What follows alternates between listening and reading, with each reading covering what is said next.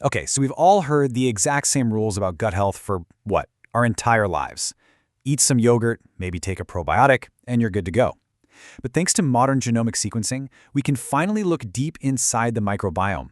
And what we're finding out is that a lot of our conventional wisdom is, well, it's actually completely backwards. So today, let's dive into some absolutely fascinating insights from Dr. Toru Kawamoto that basically shatter everything we thought we knew about our own digestion. Get this. There's a story of a patient who ate a massive 400 grams of yogurt every other day for over 10 years. I mean, that is some serious dedication to gut health, right? But despite a full decade of throwing live lactic acid and bifidobacteria at their digestive tract, this person still suffered from constant colds, chronic fatigue, and bouts of both diarrhea and constipation. When they finally got their gut flora tested, instead of the A+ top-tier results you'd expect, they got a shockingly poor B rating. Which really makes you stop and wonder, if throwing live bacteria at our gut for 10 straight years doesn't fix things, what on earth is actually going on down there? Why does this whole simplistic idea of just eating fermented dairy fall so flat? And what complex mechanics are we totally ignoring?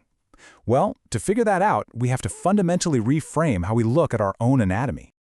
Which brings us to our first major point, your body's second brain. It is so much more than just a waste pipe. You know, historically, surgeons basically dismissed the large intestine. They looked at it as just this simple waste and water absorption pipe, like a basic plumbing fixture at the end of the line. But today, science recognizes it as our second brain. It's this highly complex organ that communicates directly with our actual brain through the autonomic nervous system. Now, to understand why it's our second brain, we have to look at this precise bacterial balance. The ideal state isn't 100% good bacteria. It's actually a delicate ratio, 20% good, 10% bad, and a massive 70% that are just opportunistic, or neutral. Think of these neutral bacteria as the swing voters of your gut. They literally just sit there waiting to follow the lead of whichever side, the good or the bad, takes control of the environment. And here's why that balance is absolutely crucial. It directly controls your immune system.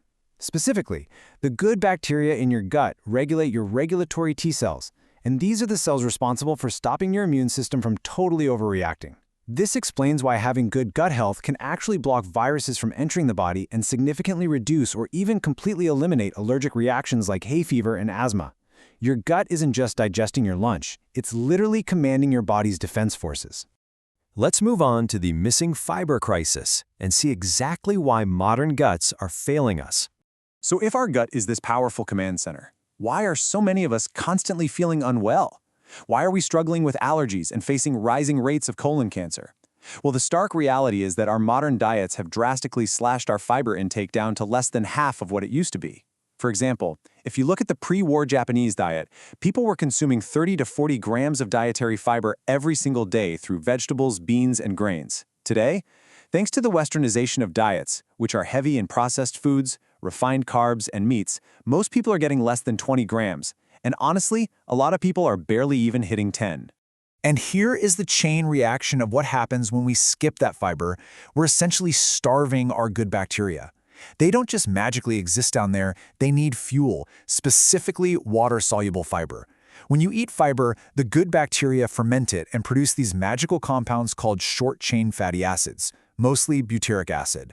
This acidifies the gut just enough to make it a completely hostile environment for the bad bacteria, keeping them perfectly in check.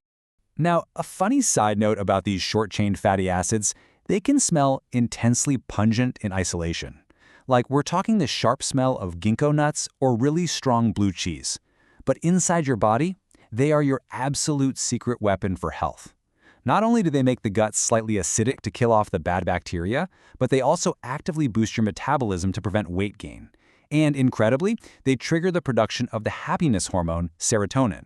So yeah, your good mood is literally being manufactured by these funky-smelling acids in your gut.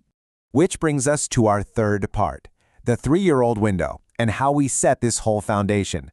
So when does this complex internal ecosystem actually get permanently established in our bodies? Is it something we're just born with, or do we develop it? Well, 3. That is the magic number. By the age of 3, our base gut flora is essentially locked in for life. We're born with a nearly uniform set of bacteria from our mothers, sure, but those next 36 months are a rapid colonization period. the external bacteria we encounter, and most importantly, the food we're fed as toddlers, permanently shape the real estate of our microbiome. And honestly, this brings us to a pretty harsh reality for modern parents. Feeding children these gut wreckers, things like junk food, highly processed meats, artificial sweeteners, and chemical additives, it allows bad bacteria to completely dominate early on. Because a toddler's immune system and bacterial profile are still forming, laying down a foundation of bad bacteria by feeding them processed convenience foods can unfortunately set a kid up for a lifetime of poor immunity, chronic allergies, and relentless weight struggles. Those first 3 years are absolutely critical. All right, moving on to the power of fasting. Basically, giving your gut a much-needed break. So what about adults? For adults whose gut flora is already locked in, simply eating the right things isn't the whole puzzle. We have to look beyond just the chemistry of what we eat and start looking at the actual physical mechanics. 8 hours. You absolutely need at least 8 continuous hours of a completely empty stomach, which is usually achieved overnight, to trigger what's known as the morning peristalsis wave. Your gut isn't just some static tube. It's a highly active, muscular organ, and it desperately needs downtime to reset and clean itself out. See, if you actually achieve that 8-hour fasting window, your first meal of the day triggers this massive muscular contraction. It's a morning gut cleaning wave that is literally 100 times stronger than normal digestion. It just sweeps the colon completely clean. But here's the catch.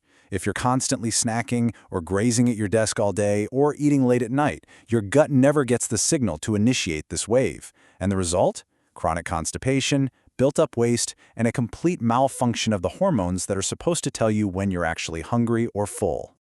So where do we go from here? Let's look at the postbiotic solution, which is really the future of gut health.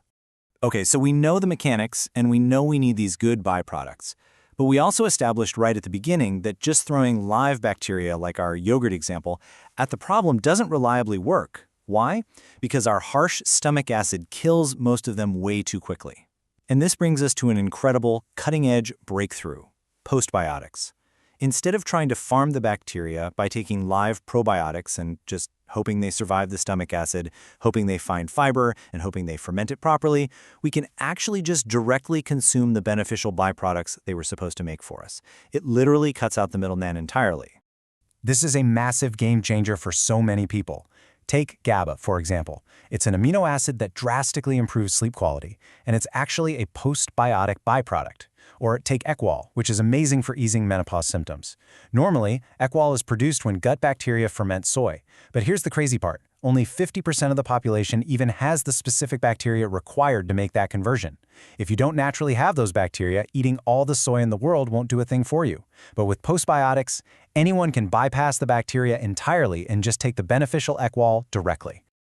So, as we wrap up this explainer, I really want you to take a second and reflect on your own daily routine.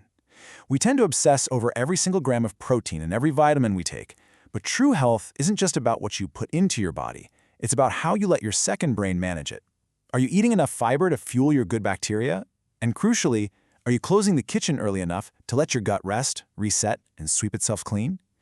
If your second brain is the one actually running the show, well, maybe it's time we finally started listening to it.